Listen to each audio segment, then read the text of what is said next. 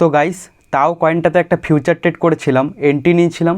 Entry নেওয়ার পর confidence ঠিকঠাক আসেনি বলে আমি কিছুটা প্রফিট নিয়ে এক্সিট করে গেছি এবং সেই ট্রেডটাতেই কিন্তু ফাইনালি আমার টার্গেট হিট করে দিয়েছে।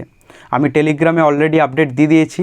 তো আপনারা এখন স্ক্রিনে দেখতে পাচ্ছেন যে টোটাল আমি $2.6 মতো প্রফিট বুক করেছি। তো এই ভিডিওতে আমি আপনাদেরকে আমার entry, SL, target everything share করে দেব।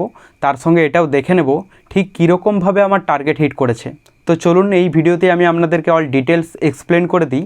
অল ডিটেলস এক্সপ্লেন করার আগে আপনি যদি এই চ্যানেলে নতুন হয়ে থাকেন তো চ্যানেলটিকে সাবস্ক্রাইব করে রাখতে ভুলবেন না।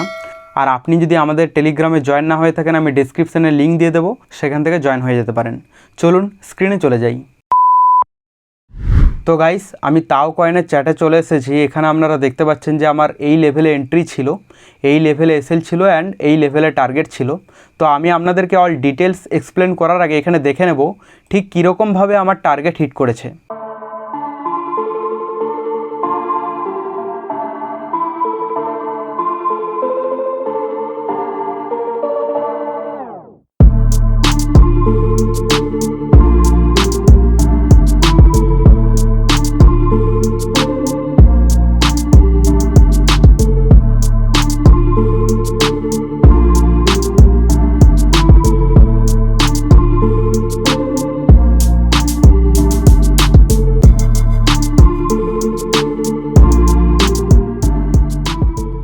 তো এখানে দেখলেন একেবারে পিন পয়েন্টে এন্ট্রি হয়েছে। এন্ট্রি হওয়ার পরই কিন্তু মার্কেট ডাউন সাইডে মোমেন্টাম দিয়েছিল এবং মোটামুটি 50%-এর মতো আমার টার্গেটের 50% পর্যন্ত এসেছিল। অ্যান্ড এখান থেকে মার্কেট কিছুটা কনসিডারেশন মুড়ে গিয়েছিল, মানে এখানে টাইম স্পেন্ড করেছে, ভালোই অ্যাকুমুলেশন হয়েছে। অ্যান্ড এখান থেকে অ্যাকুমুলেশনের পর যখন ফাইনালি ব্রেক করেছে, হেলদি ক্যান্ডেলে ব্রেক করার পর কিন্তু আমার টার্গেট হিট করে দিয়েছে। তো এখানে এন্ট্রি হওয়ার পর পিন পয়েন্টে এন্ট্রি হওয়ার পরে কিন্তু টার্গেট হিট করেছে কিছুটা টাইম স্পেন্ড করে। বাট এখানে পিন পয়েন্টে এন্ট্রি হয়ে যাওয়ার পরেও কেন আমি কিছুটা প্রফিট নিয়ে এক্সিট করেছি, আমার টার্গেট পর্যন্ত কেন আমি ওয়েট করিনি, তো তার জন্য আমি আপনাদেরকে এই ভিডিওতে অল ডিটেলস এক্সপ্লেন করে দেব। তো এখানে আমি আপনাদেরকে প্রথমে আমার এখানে এন্ট্রি, এসএল, টার্গেট এগুলো এক্সপ্লেন করব। তারপর এখানে দেখে নেব যে ঠিক কী কারণের জন্য আমি কিছুটা প্রফিট নিয়ে এক্সিট করেছি, আমার টার্গেটের জন্য কেন আমি ওয়েট করিনি। তো প্রথমে এখানে এন্ট্রি হওয়ার কারণ কি, এখানে দেখুন যে প্রিভিয়াসে মার্কেট প্রিভিয়াসে এটা হচ্ছে রেসিস্ট্যান্স জোন ছিল, ঠিক আছে। এখান থেকে বায়ার্স প্রাইসকে আপসাইডে মোমেন্টাম দিয়েছিল, এখান থেকে একটা রেসিস্ট্যান্স ক্রিয়েট করেছে অ্যান্ড এখান থেকে ডাউন সাইডে মোমেন্টাম দিয়েছে। মানে এই যে রেসিস্ট্যান্স জোনটা ক্রিয়েট করেছে এটা হচ্ছে ফার্স্ট টাইম।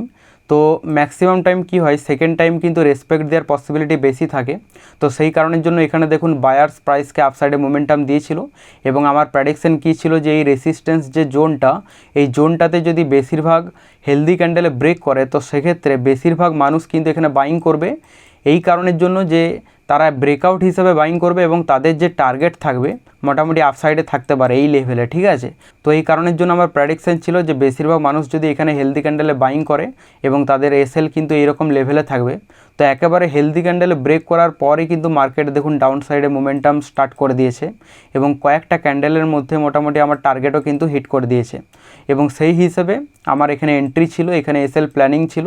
এখানে এসএল থাকার মোটামুটি একটা কারণ কি, যে মার্কেট যদি ফেক আউট দেয় তো বেশিরভাগ আপসাইডে মোমেন্টাম দেওয়ার পসিবিলিটি কম থাকে, একটু সামান্য যায় অ্যান্ড এখান থেকে কিন্তু রিভার্স করে।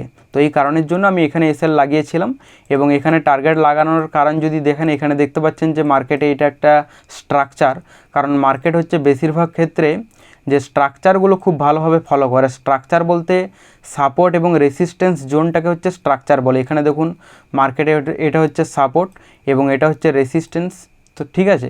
তো সেই কারণের জন্য এখানে হচ্ছে একটা স্ট্রাকচার ক্রিয়েট করেছে, তার জন্যই কিন্তু আমার এখানে টার্গেট ছিল। মার্কেট দেখুন এখানে টার্গেট হিট করেও কিন্তু আরও ডাউন সাইডে মোমেন্টাম দিয়েছে। তো এরপর এখানে আমি আপনাদেরকে বলবো যে ঠিক কী কারণের জন্য আমি এখানে এক্সিট করে গেছি। মোটামুটি আমার এক্সিটের যে এরিয়া মোটামুটি এখানে $372 কাছাকাছিতে আমি কিন্তু এক্সিট করে গেছি, ঠিক আছে, এইরকম লেভেলে হবে। তো এখানে মোটামুটি এক্সিট করে গেছি, এখানে 50% মোটামুটি প্রফিটও হয়েছে, $2.5 মতো আমি প্রফিট বুক করেছি। তো এরপর এখানে আমি এক্সিট করার কারণ যদি বলেন, এখানে দেখুন মার্কেটে বেশিরভাগ ক্ষেত্রে কি হয়, আমার প্রেডিকশন কী ছিল যে মার্কেট যদি আপসাইডে মোমেন্টাম দেয় এবং এখানে এন্ট্রি হয়ে যাওয়ার পর যে ক্যান্ডেলটা এন্ট্রি হবে সেই ক্যান্ডেলটা এন্ট্রি হয়ে যাওয়ার পর যদি উপরে গিয়ে ক্লোজিং না করে, মানে এই যে রেসিস্ট্যান্স এরিয়া আছে এই জোনটার উপরে যদি ক্যান্ডেল ক্লোজ না করে, জাস্ট আমার এন্ট্রি হয়ে মার্কেট যদি একটা উইক তৈরি করে বা ক্যান্ডেলটা ক্লোজ যদি এই রেসিস্ট্যান্স জোনের নিচে করে, তাহলে কিন্তু আমি এখানে হোল্ডিং করে থাকবো এবং আমার টার্গেটের জন্য আমি কিন্তু ফুল ওয়েট করব। বাট এখানে যেটা হয়েছে যে এই ক্যান্ডেলটা এতটা হেলদি ক্যান্ডেল তৈরি করে দিয়েছে, তো সেই কারণের জন্য আমার কিন্তু কনফিডেন্স লেভেল একেবারে লো হয়ে গিয়েছিল এবং এখানে আমার কিন্তু কনফার্মেশন আসেনি। তার জন্য আমি কিছুটা প্রফিট নিয়ে কিন্তু বেরিয়ে গেছি। কারণ বেশিরভাগ ক্ষেত্রে যেটা হয়, মার্কেট যখন এইরকম একটা ক্যান্ডেল তৈরি করে, ম্যাক্সিমাম টাইম কিন্তু এটা বুলিশের একটা ইঙ্গিত দেয় এবং এখান থেকে কিন্তু আরও একটু উপরের দিকে যায়। মানে মোটামুটি আমার কিন্তু এসএল হিট হয়ে যাওয়ার জন্য কিন্তু একটা প্রযোজ্য ছিল। বাট সেক্ষেত্রে কি হয়েছে, সেই কারণের জন্য আমি কিন্তু কিছুটা প্রফিটে বেরিয়ে গেছি। মানে কনফিডেন্স লেভেল একেবারেই আসেনি এবং কনফার্মেশন না এলে কিন্তু আমি সেই ট্রেডে টিকে থাকি না। মানে মোটামুটি প্রফিট কিংবা কিছুটা ছোট লস দিয়ে কিন্তু বেরিয়ে যাই। ঠিক আছে, ফুল কিন্তু এসএল আমি দিই না যেহেতু কনফার্মেশন আসেনি। তো ম্যাক্সিমাম টাইমে এটা দেখেছি যে ব্যাক টেস্ট করে দেখা গেছে যে যখন কোনো রেসিস্ট্যান্স এরিয়াতে মার্কেট হেলদি ক্যান্ডেলে ব্রেকআউট করে, তো সেক্ষেত্রে বায়ার্স কিন্তু হেভিলি পরিমাণে অ্যাক্টিভ হয় এবং একটা আপসাইডে মোমেন্টাম দেয়। যদিও বেশি আপসাইডে মোমেন্টাম দেওয়ার পসিবিলিটি অনেক কম থাকে, কিন্তু কিছুটা আপসাইডে মোমেন্টাম দেয়, কন্টিনিউ চলে।